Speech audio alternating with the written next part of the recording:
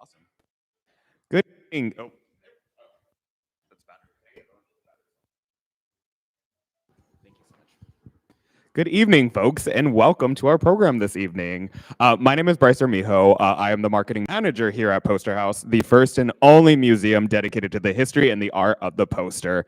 People usually clap after that. And tonight, I have the distinct honor and pleasure to introduce you to my colleague, Es-pranza Humphrey, who is now officially our Assistant Curator of Collections here at Poster House.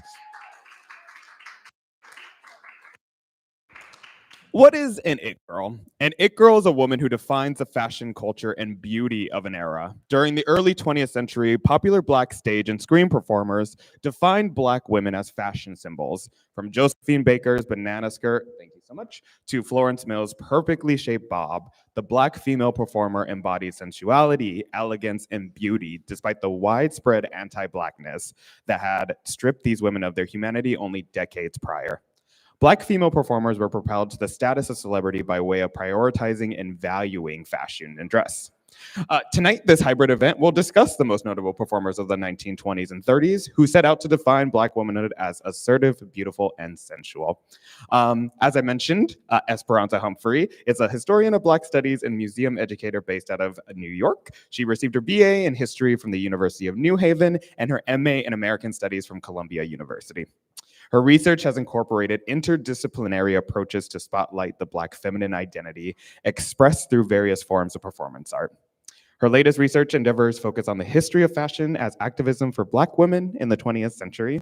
And as I mentioned, she is now currently our Assistant Curator of Collections here at Poster House. A quick note about accessibility for everybody. If you are joining us in person, hello, thank you for joining us on this dark and very cold Friday.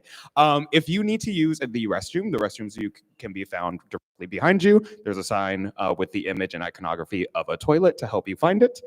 The bathroom closest to you will be your accessible bathroom, and the bathroom next to it will be non-accessible. We do ask if you don't have any accessibility needs not to use the accessible bathroom, but we're not policing bathrooms here.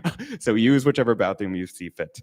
As well, if you need to leave, you may go through here. And also, if you just need to go downstairs as well without taking the stairs, you may use the elevator. For our live stream audience, you should have a closed caption button at some point. We're doing a new system. We are now on YouTube and off of Zoom, which is really big for us. So we do apologize if there are any technical difficulties on our online site. That being said, there will be a portion for Q&A. So if you can put your Q&A questions into the chat, my lovely supervisor, Salvador, will be presenting those questions back to Es-pranza. And now enough of me, and I am very, very, very excited again to introduce you to the wonderful, amazing, dedicated, just truly the creme of the creme that everybody wants to be her. Everybody wants her to do their research. The it girl of Poster House, Es-pranza Humphrey. Thanks, Bryce. I'm not an it girl, but I'm going to be speaking about some amazing it girls of the past. And maybe one day I will be one. Thank you all for coming to this event, Ebony It Girls, Black Women's Fashion in the 1920s. Before I start the presentation, I do want to share the inspiration for an event like this. Again, I am not an it girl, but when I did my master's thesis and my undergraduate honors thesis, I had this fascination with Josephine Baker's presentation, and especially during a time period where Black women, and still today, but at that time, Black women's sexuality, sensuality, beauty was defined by so many other factors, or we weren't given the opportunity to be those things. And I just found it so interesting that Josephine Baker was all of those things and got attention for it and got positive attention for it and made a career off of just being able to be a beautiful Black woman. And so when I got into my master's program, I thought about the aspects of her that were probably, especially during the 1920s, could be seen on other Black women, maybe nameless Black women at that time, or at the time I thought they were going to be nameless, but then I found names for them.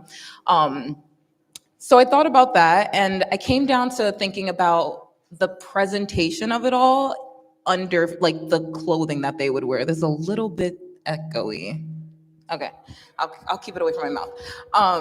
So I kind of came down to thinking about the clothing, the dress, the fashion aspect of it all, and that's what made me kind of dive into this idea of thinking about Black women's fashion as the way that beauty is represented for Black women from the 20s and onward. So that was the inspiration for this event. I wrote my thesis on it. So this is kind of like a taste of my thesis. But like many things, unfortunately, we do have to start with enslavement, a period of enslavement. And you'll hear me say enslaved or enslavement rather than slave and slavery. And that's just because the language of freedom, we want to continue to give humanity to these people who were subjugated. So thinking about clothing and dress during this time, during the antebellum period, or during the period of enslavement, we see that a lot of clothing, so for Black women, clothing was, for Black women and Black men, usually you were given like one full outfit. And that's generous because you would have to consistently clean it. You would have to consistently stitch it. You would have to make sure you were responsible for maintaining this one outfit. And I'm even using the word outfit loosely because, you know, it would be a dress or a skirt or an apron or a head wrap. And you do have to fashion these things on your own. So you are very much responsible for this one precious article. And this is important because we know that clothing is important. It just no matter what, it doesn't have to be fashionable, but it is important. And it's common to see that a lot of the women had these head wraps. If you look at the picture on the left, you see that all of the Black women in this photo have their hair wrapped. And then if you look at this photo on the right, I think most people are familiar with this now because the scholarship around it has expanded. But there was a law called the Tian Laws. Anyone familiar with the Tian Laws? Great, you came to the right place because I'm about to tell you about the Tian Laws. So the Tian Laws were enacted in Louisiana because the Black woman, the Creole woman in Louisiana, they were being told that white men were looking at them too much, and the wives of these white men were seeing that their husbands or whoever were looking at these Black women, and so essentially it all came down to how beautiful they were with their hair. So a law was enacted that they had to wrap their hair up in these tians, and it was supposed to just be something very plain, like a plain head wrap. But what ended up happening, as it does, is that a lot of the Creole women at that time period were finding very well textured fabrics. They were using satins. They were putting barrettes in their hair. They were putting like jewels in their hair and decorating the tian. So then the very thing that was meant to kind of silence these Creole women became part of a fashionable dress, like a fashionable piece of mandatory clothing that they had to adorn with. And so we can think about two parts of enslavement. We can think about the fact that on the left side, so much had to go into the upkeep of your single outfit, and you were doing labor while you had this outfit. There was no specialized outfits for occasions. I'm saying that with still that there is an exception for church, by the way. We don't have all night to talk about it, but I would. If you want another event about church fashion, let me know. But on the right, we have the Tian Law. So that's using something that was in place to dress up. Here we have the same thing, the same sentiment, but the point of bringing up enslavement is that no matter what, clothing and dress are inherently tied to labor during this period of enslavement for Black women. There's nothing particularly used for self-expression aside from the Tian Law that we can link to this time period. Again, we can talk about church fashion. That's a whole other event for a whole other day. But just at its very root level, we are looking at clothing and we're looking at the labor behind it and the labor that you do while wearing it. A really good example of this, aside from these two, and this is a older woman, and I really like this image because she's wearing an apron, she's wearing a dress, she's wearing a bonnet. And I don't know much about this woman and I don't know much about this image, but something made me think I wonder if she's had this outfit on all her life. It just made me think about that. So that's also part of this thought process of considering enslavement and what it does. We also can look to these ads for runaway enslaved people. And in almost every single one of these runaway advertisements or postings, they describe the way that the person, and in this case it's a woman, Rebecca, her name is Peg, sorry.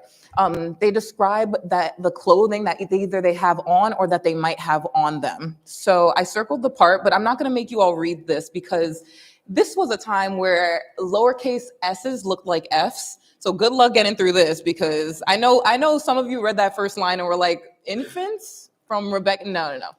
Instant. So I transcribed it here. This is Peg. The top part, it explains that she's probably around 40 years old. She has a yellowish complexion. Again, for that, there's that S-looking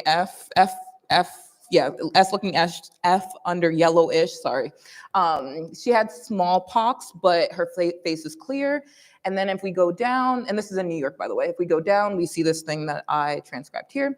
Had on a short red cloak, a white hat, and a pair of men's shoes, and had with her a calico gown and a variety of other clothes. There is something deeply sinister about outlining something like this in an ad for somebody who has escaped their captive state. And that's because, like I said in the beginning, they were lucky if they even got that one complete outfit. And so you know that if they've liberated themselves from enslavement, that's all they have on their back. And this opens up a whole other door. Again, this is an event for another day, but this opens up another door of like how these women in particular were able to get other pieces of clothing, get other articles, maybe find a network of people who were able to do that. But this is sinister because they don't have much. So to identify that on this makes it easier to figure out who ran away. So why you all came here? I know you didn't want to hear me talk about slavery in the entire time, enslavement the entire time. And I promise I will get to the Black it girls, I promise. But first we have to talk about it girls. So thinking about that period after enslavement, thinking about the period during enslavement, Black women are robbed of many things. And by way of their clothing, they're not even able to express certain things. So even if they're beautiful, they have to wear a tee on. So beauty is out the question. Sensuality, they have to cover themselves from head to toe. The things that Black women embrace the most, like certain hair textures, complexions and stuff, those are all being policed. That one article of clothing, they might be able to do certain things with it, but it's still that single article of clothing and it usually covers everything up. So let's place that on the side and let's think about what's happening immediately after this period of enslavement. So I defined it girl for you all, and I defined it in my own definition. There are a lot of definitions out there. Whatever you all think is an it girl, go ahead and do that. But I was thinking about the parameters of the 1920s. So that's where I came with this definition. So it's a young woman who acquires fame for her beauty, charisma, social life, and style, which in turn defines the culture of an era. That's what I came down to. And the it girl of the 1920s kind of goes to, for white women, is Clara Bow. Is anyone familiar with Clara Bow? Yeah, of course. If you don't know her name, you've definitely seen this look right here. Like, that's a look. So Clara Bow is in a movie called It Girl. And she is kind of given the status of an it girl, but the term isn't actually coined by Clara Bow, and it precedes her as well. But because she's a movie, like an actress, and she's everywhere, literally she is everywhere, she kind of gets this it girl thing because taking fashion out of it, her look is what every woman is aspiring to at this time period. So you can see that there's a Maybelline ad where they put someone on this ad that kind of looks like Clara Bow, and then we see her over here. And she's advertising Piquet eyes, something, I don't know, mascara. She's advertising something, but if you were alive at this time, you would know. And they want you to see this girl and want to embody everything about her. But the it girl doesn't become fashionable per se until we have Lady Duff Gordon, and she's pictured on the left. And Lady Duff Gordon's sister actually popularizes the term it girl, but Lady Duff Gordon creates the fashion around the it girl. And you can see some of it on this side. I hope that the pictures are clear enough. This one seems really clear, but you can just see some examples of her fashion, things that she created. She's known most for, has anyone seen the movie Titanic? Okay, she survived the Titanic in the real life, not in the movie. In the movie, somebody probably portrays her, but in the real life, she survives it with her husband, I believe. She was on board the Titanic and she was saved in a lifeboat. And they say that she made a comment about another one of her, I guess, helpful like dress assistants or something had stuff on the boat, and apparently she's famous for saying like it's a shame that all of your dresses are going underwater, like just very insensitive when an entire boat is sinking. But aside from that, she has this fashion line, and she creates these wonderful garments, and she's asked in 1915 to create garments for the Ziegfeld Follies, and you probably have heard that name in some way, shape, or form, maybe just Ziegfeld, maybe just the Follies. But the Ziegfeld Follies come as a result of the Folies Bergère in France. And Florence Ziegfeld, he wants to have this chorus line of beautiful women. And part of that image is to create an aesthetic for these beautiful women. They're young, they're white, they're thin, they're tall. He wants to create these designs, and he knows Lady Duff Gordon is the best person to ask. So she has these things called mannequin walks, and these are the precursors to the modern fashion show, because she calls her models mannequins, by the way. So this is the precursor. So you can see an example of this where everybody's kind of sitting on the side, and she has somebody coming down. And she's going to use, her and Florence are actually going to use this to think about this folly, the Ziegfeld Follies. How does the stage become a fashion runway? First, we got to look at how the theater looked for the Ziegfeld Follies. This is the rooftop. This is for the Midnight Follies, and you can see that they're already thinking like, okay, there's rows of seats, so it's a theater in the most literal sense of the word. But the stage, the women aren't just going to stay on the stage at this time. They're actually going to go into the audience and interact. So their fashion has to be on point. So these are some examples of the fashion. Sorry if the images aren't as clear, but look at the one in the middle. This was an infamous like runway catwalk, but it was on a glass. It was like a elevated piece of glass. So these women were really like showing head to toe fashions for the Ziegfeld Follies. And it's credit to both Lady Duff Gordon, who creates the fashion, but also Florence Ziegfeld, who kind of like takes this idea of the chorus girl being your model, being everything that you want to embody, and putting it on a stage that's open for everyone to see. And it was high esteem to be a Ziegfeld Folly. There are very notable ones, by the way. But hold that thought, hold another thought, because now you're holding two thoughts. You're holding that period of enslavement and you're holding the Ziegfeld Follies, because now we have to get to the Jazz Age. The Ziegfeld Follies come at the very few the years that precede the Jazz Age, kind of like if we think of like a loose like 1919 1920 start, the Ziegfeld Follies are coming around like 1915, maybe a little bit earlier than that. So we're kind of going into the Jazz Age, and the thing that kicks off the Jazz Age is a musical that is actually inspired by some of the things that the directors see when they see the Ziegfeld Follies. So we have Langston Hughes says the 1920s were the years of Manhattan's Black Renaissance. It begins with Shuffle Along, a honey of a show. Did anyone see Shuffle Along's revival in 2013? You did? I hope they bring it back. I would like to see that. I had no money back then, so I couldn't buy a ticket, but maybe if they come back. So Shuffle Along premieres, and the lyrics and music are written by Noble Sissel and U.B. Blake. And they, again, take the inspiration of that Ziegfeld Follies, and they say, we're going to have this show. It's going to have dancing. It's going to have music. It's going to have all of this stuff. And we're going to have these beautiful women be on the chorus line. And we're going to put thought and care into the fashion as well, because we want these women to represent something greater.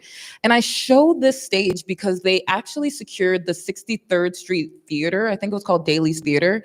But that theater was only known for just putting on theaters, not musicals. So they had to tear out the first 3 rows of seats to put an orchestra pit at this theater. And they got permission to do this because they knew that this show was going to be important.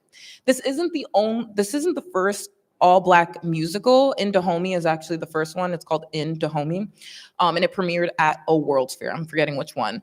But this is the first Black musical to have a Black love story in it. It's also the first musical that's presented to an integrated theater. At that time period, it was all theaters were segregated. So this is the first integrated theater that you're going to get. And so Black and white audience can see an all-Black cast and an all-Black love story on this stage with the orchestra. And right before this presentation, by the way, I found out that some of the members of the orchestra were actually Afro-Puerto Rican, because of the traditional like sounds of Puerto Rico were integrated into this musical. So they went to, I think, Sugar Hill to find some musicians to present for Shuffle Along. So what did the chorus girls look like? These are some of the chorus girls that you would have seen for Shuffle Along. And look at these fits. Look at their outfits. Would anyone wear any of these? Be honest. No? Really? Okay, I would. Okay, I yeah, there's like a gem or two here, right? I like this one right over here. I can work with that in 2024. But these are some of the outfits, and you can see the care that's put into these costumes, because these were much more than they weren't just going to be chorus girls. You're going to get technically showgirls, and there's an evolution for those two words, by the way, so I won't use them interchangeably. That's another event. Let's do that one too. The showgirls, chorus girls to showgirls, but I'll just call them chorus girls for now. The chorus girls are going to do singing, dancing. They're going to give you fashions. They're going to interact with the crowd, and they're going to be beautiful. They're almost all the same height, almost all the same complexion. And we can talk more about the colorism of all of this as well. But this is what you would have seen the chorus line look like. But it was a lot longer than this. The chorus line comprised of a lot of women. So let's get to these it girls.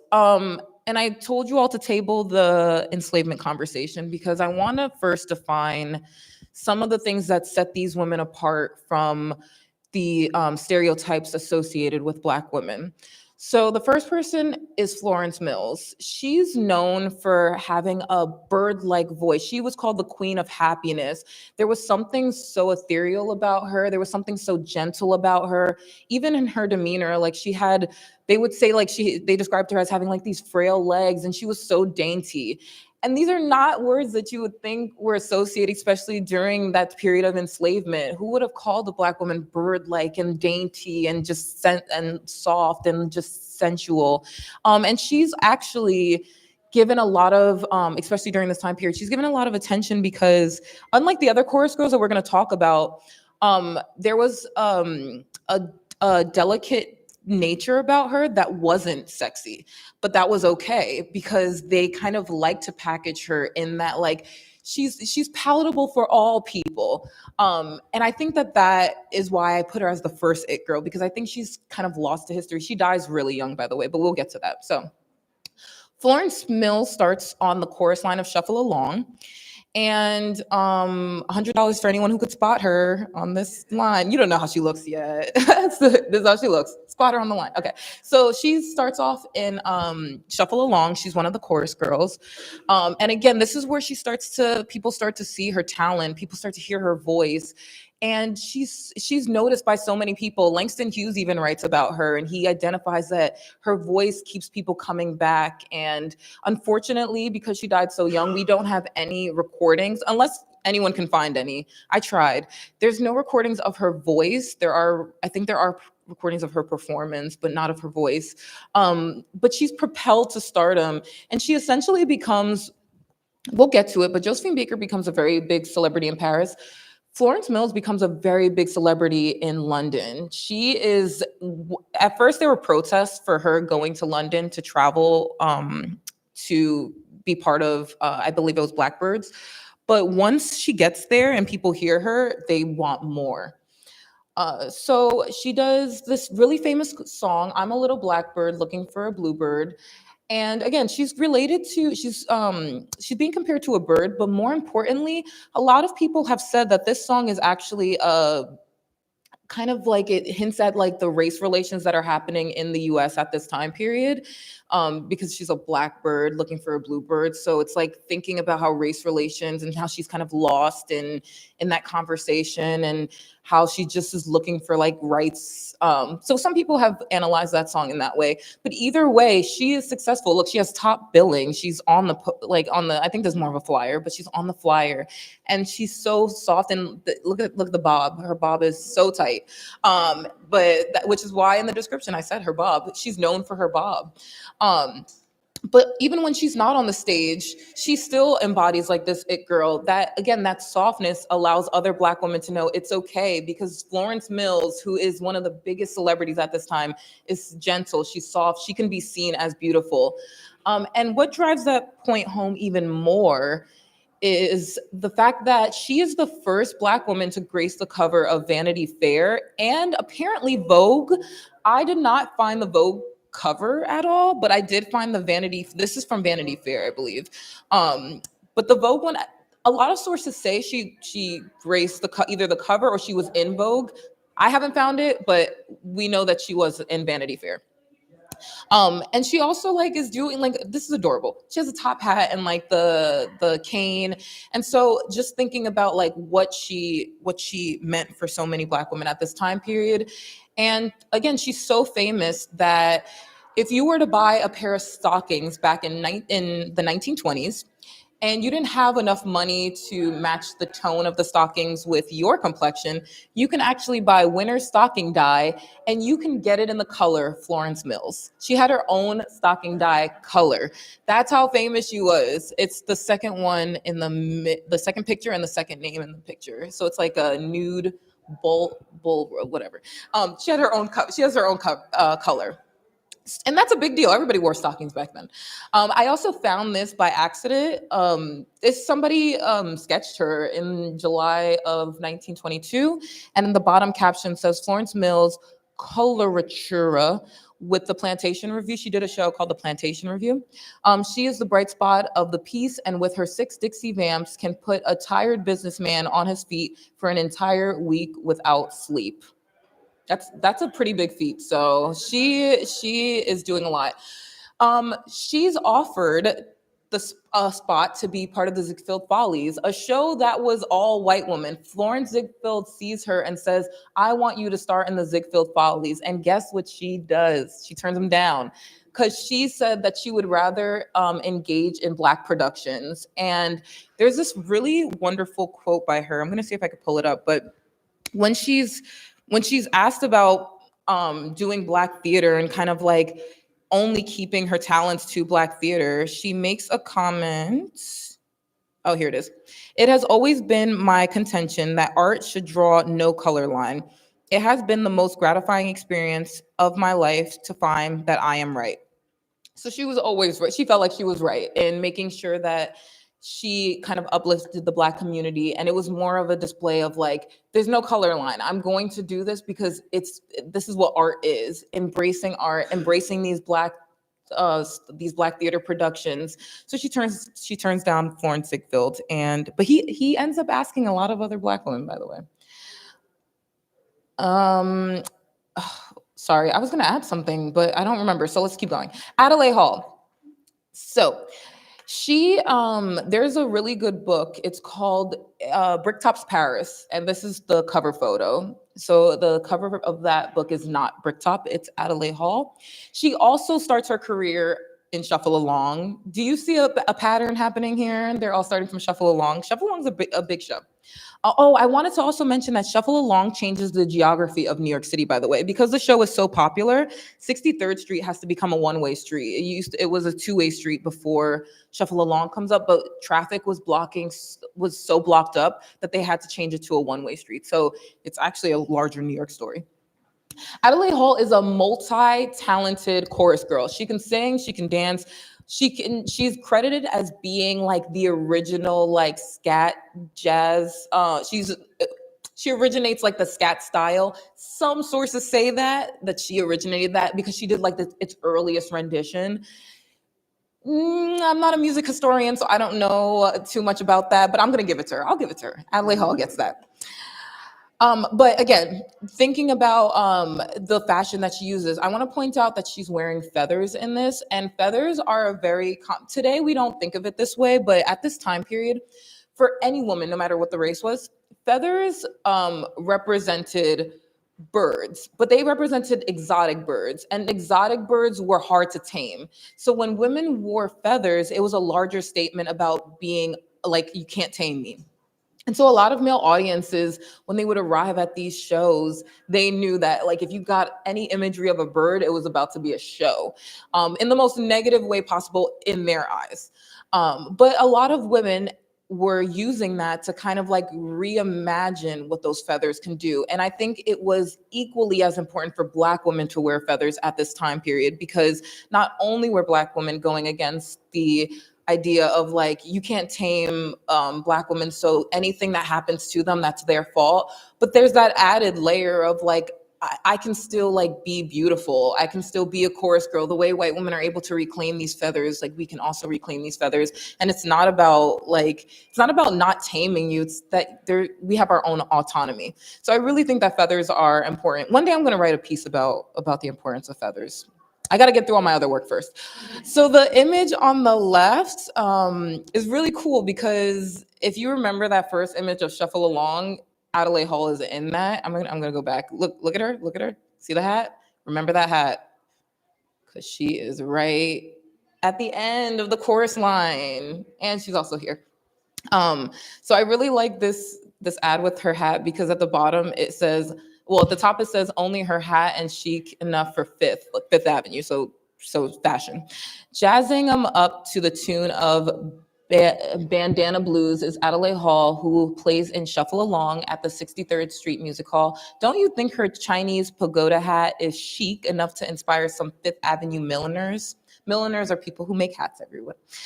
So she's already being seen as a style icon by way of being on the chorus line.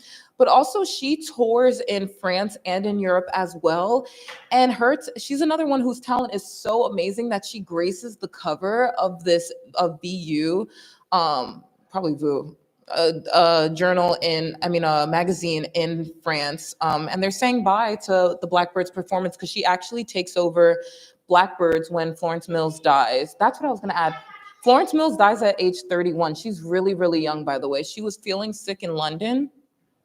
And they rushed her to the hospital. She dies at age 31, so young. She had a son, I believe, and the entire like neighborhood comes together for her funeral. So many important people go to her funeral. So Adelaide Hall takes over Blackbirds once Florence Mills is no longer in the role.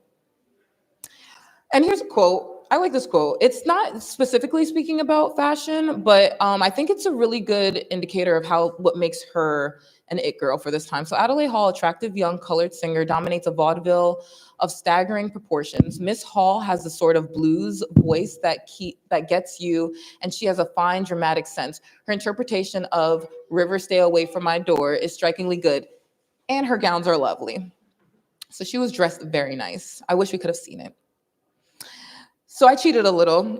Brown skin models is technically like the tail end of the 20s into the 30s, but I added it because it's such an important piece of research that I did years ago that I don't think enough people know about. So I wanted to add this in because there's some really important notes to take away from brown skin models. So this was a colored review, as it says on the World Colored Review, by Irvin C. Miller, who interestingly enough is the brother to one of the producers of Shuffle Along. So he kind of like gets inspiration from Shuffle Along to do this. But he wants it to be very clear that you might come for the music, but you're staying for the fashion of the brown skin models. I guess now would be a really important time to talk about colorism, because in all of this, we have to remember that a lot of these women, some of you might be familiar with the paper bag test, but just to kind of like dive deeper into that, the notion that like being a Black woman on the chorus line does not mean every Black woman can be on the chorus line. So I don't want it to come off as like these women stood for every single thing that had to do in a conversation about race or colorism. But it is important to note that a lot of the women had to be a certain complexion. And in some ads, it would even say high yellow or sepia toned or something like that. Or even colored review right here. Colored review doesn't mean dark skin. It means sepia toned or lighter. So you want to make sure, hey. Hello. So you want to make sure, so in these postings, you wanted to make sure that like you had the most beautiful women because that would be the most attractive to all races of crowds. That is problematic. That is colorist. I want that to be very, very clear because a lot of women were not awarded the same opportunities to be on these stages. Also, like, you had to be tall.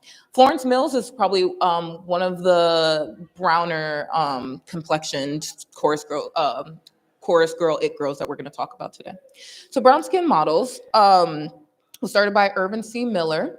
And he wanted fashion to be at the center of these women. So singing and dancing, that's fine, but he wanted the fashion. So he employs a chorus girl, Blanche Thompson. He ends up marrying her, and you can see at the top, again, thinking of colorism, it says a satin glow girl. That literally just means light skin, or at the very least sepia toned. And there are a lot of satin glow girls that he photographs. But Blanche Thompson, she was kind of lost-ish in history, and so I started to do more digging, and it turns out, so he marries her, but she's actually the mastermind behind the outfits that the women in the brown skin models that these women on the chorus line would wear. And so I don't think that she was a designer per se, like she wasn't, or a seamstress or anything like that. But I think it was her idea to make sure that the fashion stood out the most. And she had a hand in like doing light touches on some of the fashion of the brown skin models. So she plays a really important role, and she becomes the it girl of brown skin models. And eventually her and Irvin do divorce. But these are some of the fashions that you would have seen for brown skin models. Look really closely because so they're fully dressed in the top image. They have feathers, they have those wide skirts.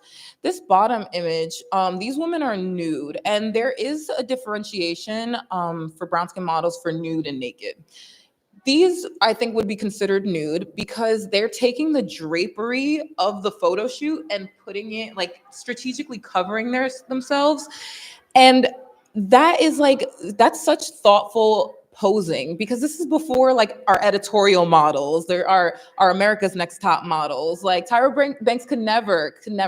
But they're, like, taking these drapes and so the curtains, the scene becomes the fashion for these women on the color line. And even here, I think that this is also really thoughtful too. These productions are a little bit more scantily clad than some of the like main stage chorus girl shows, but they're a little more scantily clad, but they're still super thoughtful. Like this middle one is supposed to show a card, like it looks like a card in the card deck. What is that, Queen of Hearts? Or Ace of Spades. I don't play cards. But these are the way that they would have been positioned. And we're lucky enough to actually have names at the bottom. And you can see Blanche Thompson is here. And she's also, I believe, in the top image over there. So Brown Skin Models is one of the first shows to prioritize the fashion before everything. I found this newspaper clipping, speaking of Blanche Thompson. I'm not going to read the whole thing, but essentially the sentiment is that, okay, I'll read the whole thing. So I'll read the bottom part. Graduating from lead chorus girl Blanche Thompson becomes the production's glamorous soubrette. Soubrette is like a chorus girl. Later on, she became the manager and handled the show during Miller's absence. So an it girl, I guess, is also taking over this guy's job because she's the star of the show. She does the fashions. Again, she's not credited in these older works, but as I dug more into her life, I made like these connections to her being part of the fashionable aspect of it. And she also ran the show, so that's pretty cool. Oh, and here, Brown Skin Models presented many of the very bright sepia stars of the period so there's that language. And of course, we can't have a presentation about it girls without talking about the it girl, who's Josephine Baker. As I mentioned, the inspiration for my research. and why I'm here today. So Josephine Baker also starts off in Shuffle Along. I know, it's such a surprise, right? You never thought I would come back to this. $200 if somebody can point her out in this image. Just kidding, I don't have that. I'm gonna point her out. She's actually 1, 2, 3, 4, 5, 6th from the right. So right there, I'll give everybody a minute. You were gonna choose that one? Oh darn, you could have 200. She's 6th from the right. So she starts off in Shuffle Along. I'm not gonna go into her full childhood and all of that, but just know that when she finally got onto the stage of Shuffle Along, it was after years of like hoofing it and just working and trying to find something. She had been, I think by this point, she had 2 divorces in her life, or 2 separations of some sort. So she gets to this point and she's illiterate. She doesn't know how to read or write, or she doesn't know how to write like a lot or read a lot. She kind of is just, she never had formal schooling. There's a lot to her story. This is important because when Shuffle Along decides to go on the road, and by on the road, I mean they're literally going to a new country, they take this act to Paris. She's part of the troupe that troupe that goes to Paris. And while she's there, she really enjoys the freedom that she sees that women in particular have in terms of like sensuality. And she even states that this is the first place where she saw people kissing in public. And she sees that like when she gets on the stage, people are cheering her on and they are wanting to engage with her. And they're not just seeing her as just like, you're just entertainment, you're just a Black woman, just be on that stage, entertain me, and then I'm out. People actually want to engage with her. And when they go into the crowd, she's doing crowd work. And a lot of the accounts say that people could not keep their eyes off of her. And very detailed journalists and writers write that particularly like white men could not keep their eyes off of this woman. She was so captivating. And she stood out in the chorus line because rather than following like a 1, 2, like 5, 6, 7, 8, she would do like these little, like she would make a face here or there, or she would change up a move and just make it a little bit more playful because she wanted to stand out. So eventually she decides, I'm going to stay in Paris. She ends up learning to speak French very quickly. She like reads not old newspaper. I guess in the 1920s, it would have been current newspapers for her, but she reads newspapers to learn French and she like practices it. And she becomes actually better at French than she is at English because she wants to immerse herself in this. So many of you are probably familiar with this, but she performs at the Folies Bergère, and she performs the dance sauvage. I don't speak French, by the way. So this is savage dance. So she performs a savage dance with her banana skirt. And are the kids out of her? Okay. So the bananas are somewhat of like phallic symbols. And so she ushers in like this idea of like, to be this it girl. She's very different than Florence Mills. She's not going to be super dainty all the time. She's going to show this like sexuality, sensuality. She's going to be very daring. She's essentially leaning into those things that were attributed to Black women during a period of enslavement, and she's reclaiming those things. There are a lot of amazing scholars that have done a lot of work on what I'm saying right now, and I encourage you all to look into their work. I don't want to go too deep into it because I know I'm a little bit, we're cutting in close, but I wanted to put these 2 pictures up because she does have ones where she doesn't have a top on, but this is the first time I'm seeing like a banana skirt up close. So I thought this one was really interesting to add. And then this one is just, everyone knows this image. It's great. And then her bob is also tight. She plays with phallic symbols a lot. So you can see on the left, she's adorned in like these spiked, like a spiked bra and underwear set. Even here, we're seeing that like theme of the feathers, but look at how they're poking out. She's positioning herself in like this very dynamic way. And again, we're only seeing snapshots of her, but like she's doing this stuff in real time as well. And it's captivating people. She is an it girl. Oh, wait. Oh, this is you're all here today because you probably saw this. I found this by accident, and then I found the maquette for it too. So I thought that this was really cool to put side by side because we are a poster house at the end of the day. So we have this maquette, but I like this because, like, again, we're prioritizing style. Look at the green like leggings, the feathers coming out of her, and whoever designed this is really thoughtful because it matches her personality. It's upside down. Yeah. So she's an it girl, and I think she really is the it girl because she's so famous that they create these little dolls of her. So if you look on the left, that's her posed with the doll. It's a little bit foggy, but here you can see it more. See, she's like so this is a couch. She's like kind of like in this semi-split, and she has the doll propped on her leg here. Like imagine a Black woman being so iconic that they make little dolls that you can buy for any race of child to play with. And it's of Josephine Baker. So there was nothing about her portraying this like hypersexualized being would dissuade people from seeing her as that girl or a fashionable icon or someone that they wanted their children to see in some capacity. I just think that that's so cool. And you could tell that I think it's cool because I added another image of her with this doll, and she's handing her doll over to this kid who's dressed as Charlie Chaplin, which funny enough, that I believe the same year that her doll's produced, many Charlie Chaplins are produced. So this is like a whole like, this is a moment. Like this is a moment captured. But she's handing her doll to him and he's smiling up. And I think that there's a story out there about Josephine Baker and Charlie Chaplin that I can't recount, but it's funny. So my loose memory of it is funny. Also, she's so popular and she's such an it girl that she has this thing called Baker Fix or Baker Oil. And you can, to be quite honest, it's bleaching cream.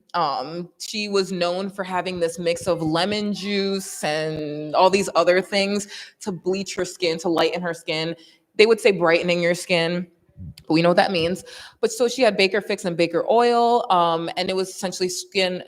I believe Baker Fix was more skin bleaching. I don't know what Baker Oil was, but you can see her image is so powerful that it graces the cover of products. Baker Fix is over here. It's in this ad is in French, and a lot of people say that she got so much celebrity status in France that when she came back to the States, she was actually so surprised that no opportunities came her way. She would go back and forth for a while, up until her death. But she completely became a French citizen and decided to she didn't want to be a citizen of the United States anymore. And who could blame her, especially given the popularity of her celebrity status.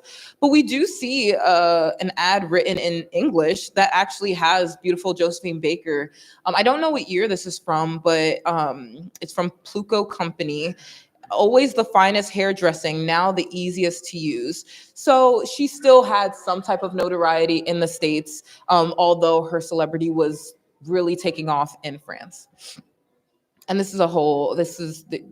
allude to her a lot. They're saying like Miss Josephine Baker, Miss Baker, Miss Josephine Baker. So they're making sure you know. So thank you all so much for being part of this. I just want to wrap it up by saying, I think what makes these it girls so important is that, again, if we think about that period of enslavement, Black women, before, during, and after enslavement, we're really trying to advocate for autonomy. We were trying to advocate for just affirming the beauty, the sexuality, everything, but being in ownership of that. And I think that what makes the it girls of the 1920s so important is that they were able to do that when all the odds were stacked against them, when there were so many moments where Black women were being reminded that they couldn't be these things. These women really stood as the staples for how we kind of envision Black women's beauty today. So thank you all very much. And I think we're doing Q&A now.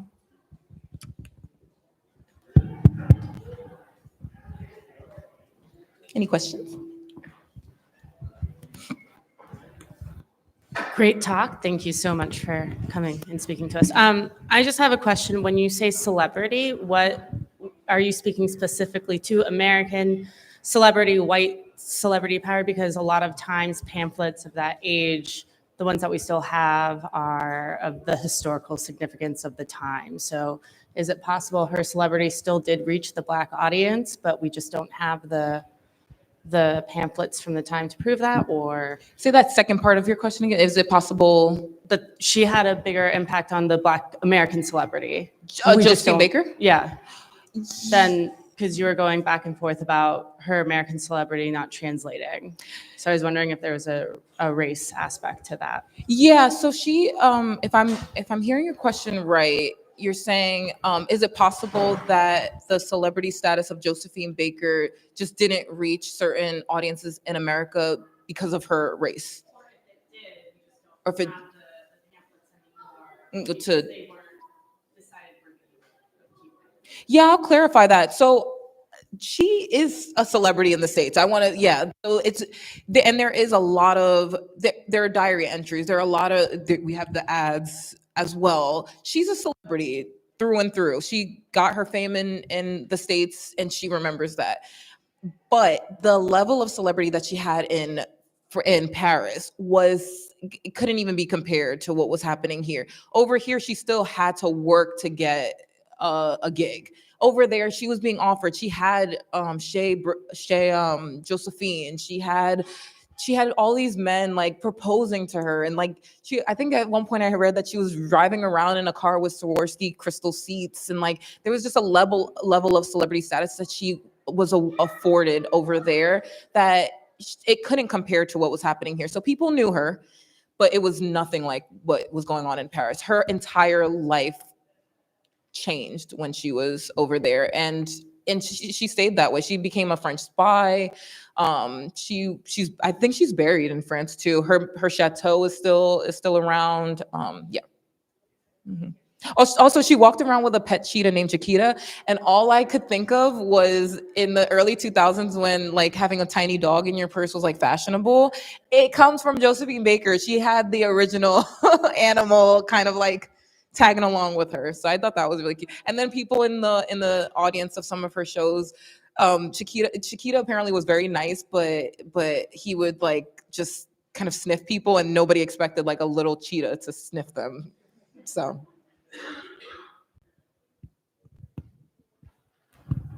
This might be a little past, I guess, the scope of your research, but do we particularly know, because I know like after the Roaring '20s, you had the '30s and the Depression, and then like sort of the like retreat to more conservative culture stuff. Do we know how much like their influence directly influenced like the next generation of it girls and that sort of thing? I would say it directly influenced it. So though my research is the 1920s and technically the 1930s too, I consistently came across names that technically they were like the students of Josephine Baker, like students of Josephine Baker's, just because like either they like would have watched her on stage. Somebody was trained by her. I think who was it Freddie Washington? It might have been Freddie Washington, but like somebody was trained by her. So a lot of people who come after Josephine Baker, Florence Mills and stuff, were people who would have seen them on the stage. I'm thinking about Katherine Dunham off the top of my head. Katherine Dunham is like the it girl of like the 30s, like the it girl of like the 30s and 40s. I'm thinking about Valeda Snow, who would have been during this time period, but I think she was a little bit younger. So we do have instances, and if we had 2 more hours here, if we could pay for security for 2 more hours, I would have went into that, but we don't have time. But that's a really good question, because they Shuffle Along is a really big production, and then the person that I said created Brown Skin Models, Irvin Miller, he ends up taking over his brother's production in 1930s to create the new Shuffle Along. And then Showboat comes, because Florence Ziegfeld is like, well, Shuffle Along was successful, I'm going to create a show called Showboat. So now you have a new group of chorus girls. And then a place that you all are very familiar with, the Cotton Club, actually gets more and more popular during the years that kind of precede this like Shuffle Along era. And it moves so many times throughout the city. You have to have chorus girls in there too. You have to have the show girls. So that's a really good question, because yes, we can kind of trace like a new handful of chorus girls after this time period.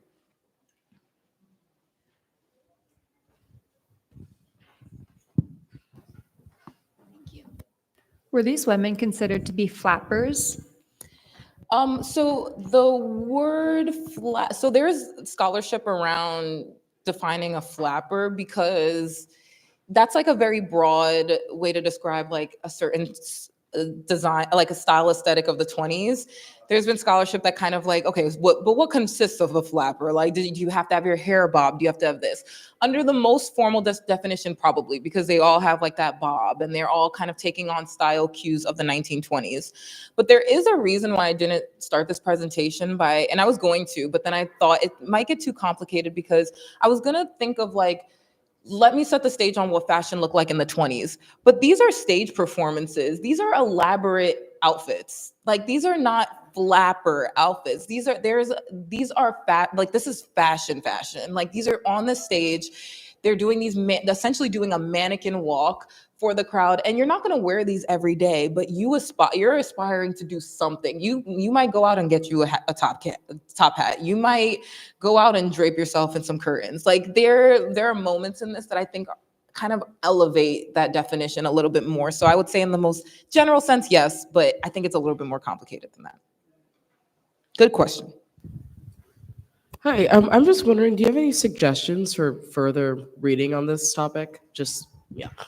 Yes, I was going to include a sort of resource list, and I wish I would have. So there's a book by Jayna Brown, Jayna Brown, and I believe she's at Yale currently. I'm not remembering the title of it, but if you type in her name, like, it's the first book to come up that talks about this.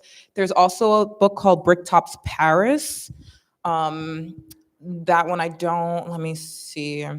I should know the title of it. It was the first book Bricktop's Paris. 1 second, everyone, sorry. We need elevator music. Bricktop's Paris. Sharply T. Deanan Sharply Whiting. T. period. Denean space. Sharply is SHARPLEY Whiting, WHITING. And that's the picture of Adelaide Hall on the cover. This book is good. It's so good. This book has photos that you've never seen before. It's perfect. There's also a book called Negrophilia. It has Josephine Baker on the cover. I'm not sure who wrote that one, but Negrophilia kind of gives you a sense of, in this presentation, I spoke about Josephine Baker's experience in Paris. She really liked it, but there are, like, no place is going to be perfect. And there are a lot of accounts of racism happening in Paris. There are a lot of accounts where if you weren't a Josephine Baker, like, your day-to-day life did not look the same. There's a journalist who wrote about Josephine Baker, and she recounts like days and days of rain. She even wrote to like Langston Hughes at one point, like, get me out of here. And so, like, it wasn't perfect for everyone. So I would say Negrophilia is a good book. And then Wayward Sadia Hartman has a book. It's called Wayward Lives and Beautiful Experiments, Sadia Hartman. I studied under her at Columbia. She is one of the foremost scholars of Black women's experience during enslavement, but her recent work is or at least recent when I was still there, was Wayward Lives. Those are off the top of my head. Thank you. Mm-hmm. Hi. So I was curious about the sort of levels of integration among celebrity. So these are, it girl, famous Black women. Were they going to parties with famous white women? Was it kind of like one circle, or did it keep separate, I guess? That's a really good question, especially when we add in that factor that some of, like, half the ones I think I spoke about were in Europe and in a lot of their career. Josephine Baker, 100% yes. You can read diary entries. Actually, in that book I just mentioned, the Bricktop's Paris, there are like sections where either it's her diaries or it's Bricktop. Bricktop is another Black chorus girl. Her name is Ada Bricktop Smith. She had a club in Paris called Chez Bricktop. And she was called Bricktop because of her red hair. Her and Josephine Baker were really close when they were in Paris, and either it's her writings or Josephine Baker's writings, but there's like very detailed entries about like, oh, and this man, he was so obsessed with me, he sat in the front row, and then we crossed paths at a party, and then he proposed to me in the middle of the street. Like, there are very detailed accounts of Josephine Baker 100% partying. There are also a lot of photos, but these are the chorus girls are on these stages, but they also have social lives. So after it's like here, is anyone a theater, like a actor or something, dancer, anything? Yeah. Like the cast party afterward, you turn up. So they were gonna turn up. And so you have those accounts of them going to parties or like going to bars together. You can even find photos of them just like mingling. So I think that their status was off the stage as well. Like they had a presence off of that stage. But I do want to point out that, again, this is why this is so complicated, because the racial aspect is very important. They can't just walk into anything. And they're it boy, if we're going to go that direction, there's an it boy named Burt Williams. And he is a Black actor who is the first Black actor to be part of the Ziegfeld Follies. And he would adorn himself in blackface. And he has really sad accounts where at the end of the show, he would go into his dressing room. He had a segregated dressing room, and all the women would be talking about, all the orchestra, the women and everything would be talking about what they were going to do after the show, and he couldn't do any of that stuff. So he would be like taking off his blackface makeup by himself in his room, and then he would go into the streets of Manhattan and just walk home. And off of that stage, he was nobody to anybody. People knew him. He was a celebrity technically, but he remembers feeling so lonely just being part of the Ziegfeld Follies. So there's two sides to that. Like there's going to be a social aspect, but there's also a very lonely aspect of these things. And I think that might also be why Florence Mills denied the Ziegfeld Follies things, because like, what? This is a whole Black cast. I can, whatever they choose to do, that means all of us have to be invited to that place. If she would have done the Ziegfeld Follies, like she probably would have met the same fate as Burt Williams. Anyone else?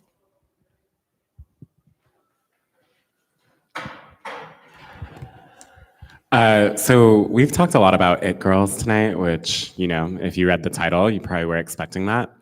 I'm wondering if you could just, like, as we close out, if you could give us like sort of like 3 ingredients or 3 things that separate sort of like just your average chorus girl from like an it girl.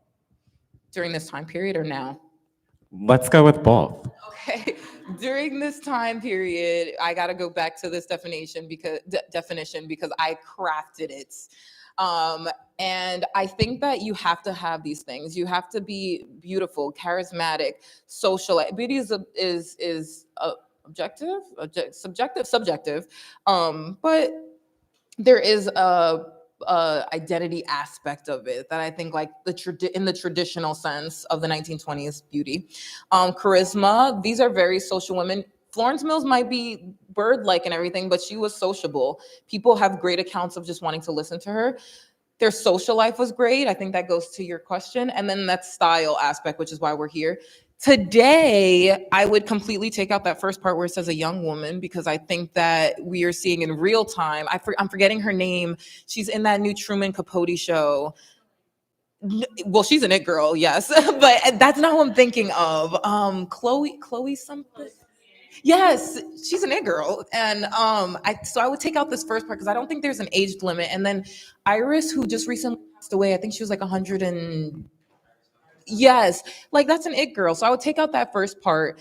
And I think that maybe we can like go under the confines of like what's beauty today. Beauty actually might fall under a larger umbrella of like just the confidence that you evoke. So that's how I would kind of adjust this. But in all of that, they do define the culture of an era. And I think another good person to name for this, if we're thinking about Black it girls, is like Zendaya. She's like the it girl right now. Yes.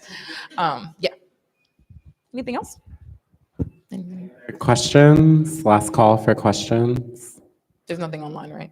Nothing online. Lots and lots of compliments. People want you to come back, possibly. Oh, yes, let's do it. Let's do the 1940s, the 50s, the 60s. Yes, let's do every decade. Yes. Well, if there are no further questions, thank you all so much for coming tonight. Please give one more warm round of applause for us.